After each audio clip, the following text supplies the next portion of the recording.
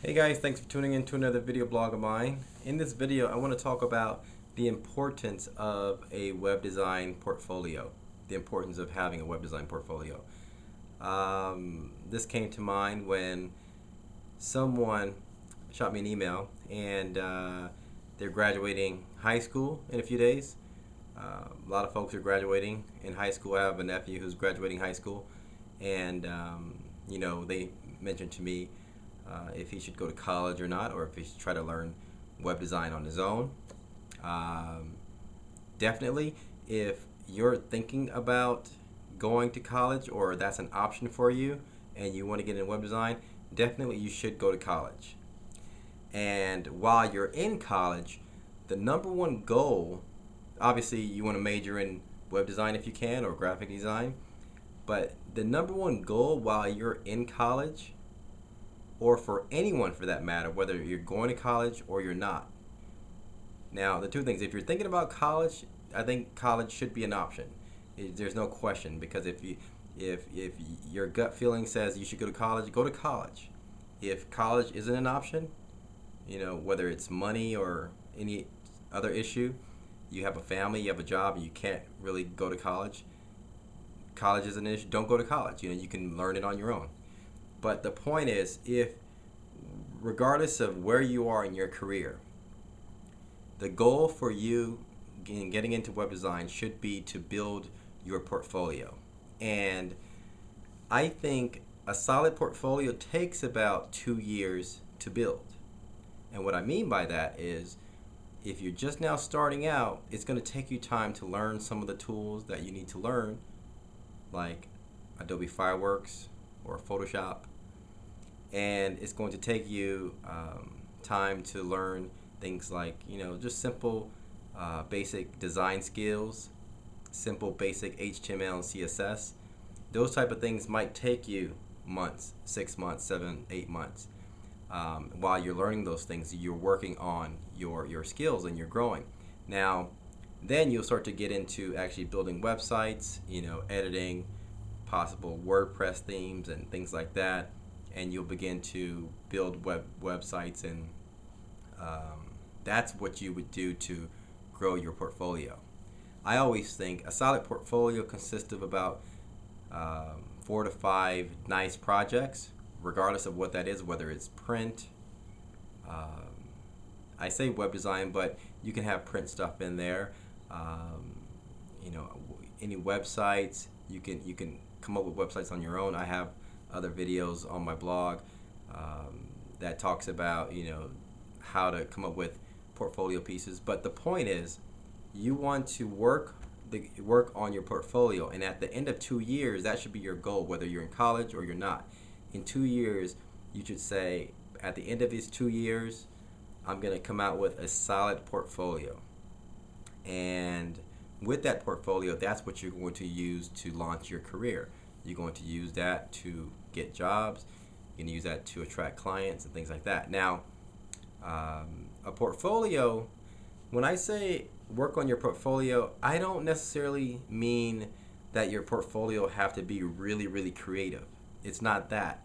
What your portfolio needs to have is some substance. It needs to tell me about yourself. If you look at my portfolio at mlwebco.com, it's on the website here, and you've probably seen it. You can click on the link below. But if you look at that, it's very basic. It's simple. It has a few essential parts to the portfolio that I think are essential to any portfolio, which is the About page. It talks a little bit about myself, has a photo of myself. I think every portfolio should have something like that. It has obviously the portfolio page where I lay out samples of my work, okay? And you wanna have that.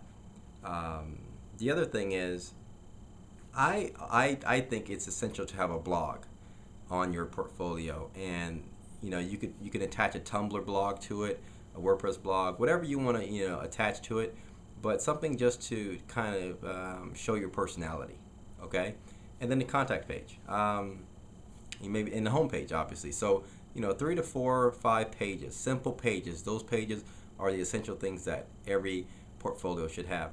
You don't have to go crazy and try to create some some portfolio that is very creative. You can, if you want, if that's what your passion is, you can go creative, or you can just go simple, and let the portfolio pieces in your portfolio actually do all the work for you, and be creative there, and you don't really have to go creative on your portfolio per se.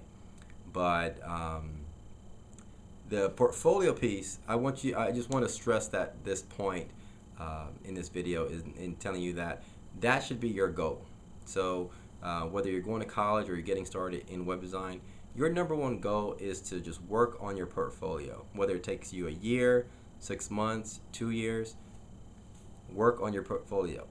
Cut out all the Twitter stuff, cut out all the Facebook stuff, cut out all the TV shows, and just get to work on your portfolio. It's amazing to me that when I search around, it's rare that I really find designers that takes time to spend time on their portfolio.